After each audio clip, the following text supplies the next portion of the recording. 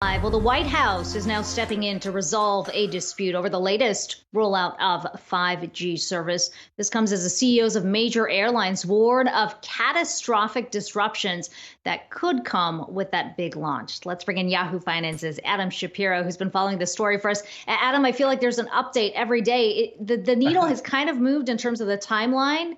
How likely is this launch now? Well, the launch is supposed to take place at 12:01 Wednesday morning. So after midnight, when everyone's asleep, Wednesday morning, 12:01. And what we're talking about isn't so much 5G. It's the band in which 5G transmissions take place, C-band.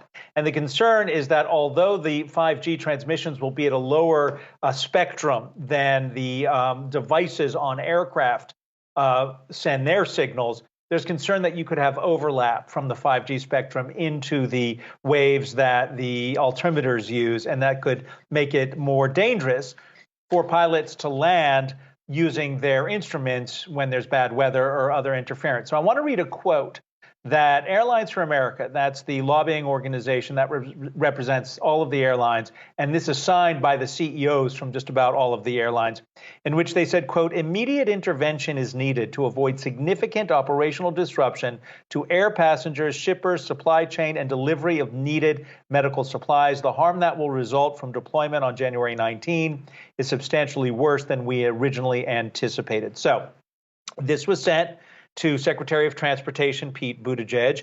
It was sent to Brian Deese over at the National Economic Council. It was also sent to the FAA as well as to the chairwoman at the Federal Communications Commission.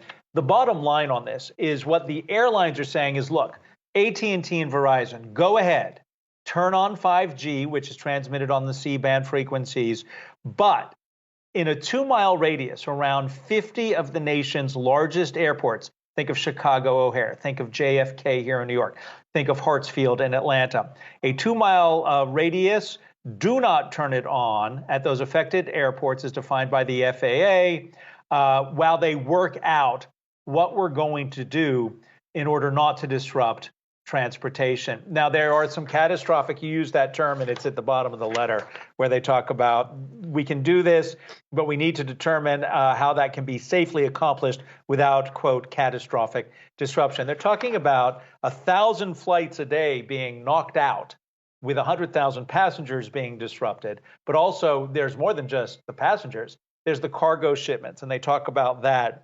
A lot of concern that this would be a major disruption, not only to people who travel, but to the economy as a whole. And Adam, on that front, in terms of the disruptions, what would the disruptions, if this did not move forward, look like for some of the telecom companies that have based much of their growth strategy around this rollout? That's a great question because, listen, the telecom companies, you hear Hans Vestberg talking about 5G, or as he likes to say, 5G, AT&T talking about 5G. The whole world is going 5G. They've already done this in China and in Europe. So the question becomes, well, what protocols do they follow there regarding aircraft? Why aren't we doing it here? And you don't get a straight answer. Remember, the C-band auction took place during the Trump administration. So the airlines and the telecoms have had roughly 5 years to prepare for this. And then right after the new year, we were doing these stories about, because it was supposed to happen on January 5th, well, why isn't everybody ready? Well, they're not ready. There's all kinds of finger pointing back and forth. The airlines are saying, look, this is a safety issue. Safety always trumps, no pun intended, trumps anything else.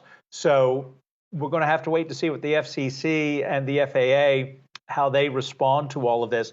But they are working with the White House to reach some kind of negotiation. And again, as alluded to in the letter, what the airlines are proposing is turn on 5G, but in a 2-mile radius around the nation's largest airports, 50 of which the FAA has identified, don't power it up fully around those airports. A lot of travelers watching this one nervously. Adam, thanks so much for bringing us that story.